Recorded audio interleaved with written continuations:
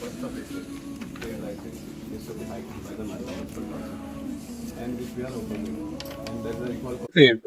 There is a proposed hike in municipal fees, trade license fees, then we have birth certificate, transfer fee, signboard fees. Various types of fees are proposed to be hiked by the Margao Municipal Council.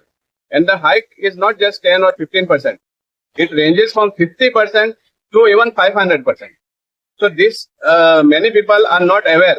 Though the notice was published in the daily, daily, it was published on 27th of February. But when we go around, we come to know that people are not aware. So that's why we have taken prints of this public notice and we are distributing it to the shop and we are showing them in which category they are coming. So the hike is to such an extent that it is unfair to increase to such a extent. Now for a transfer fees, I'll just tell you.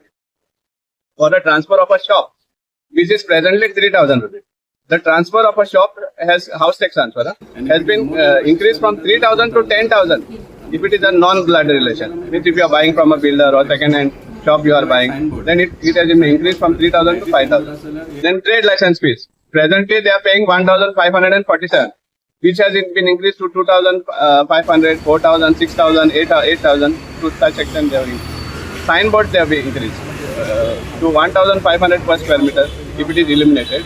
Yeah. Savio, the chairperson is saying compared to the Vasco municipality and the Panjim municipality, the amount is very less. See, we don't go by what chairperson is saying, because previously when this resolution was taken, he had announced that the increase is marginal, just 10 or 15%, maximum 20%. These are his words. If you check your his earlier bite in the news, you will come to know.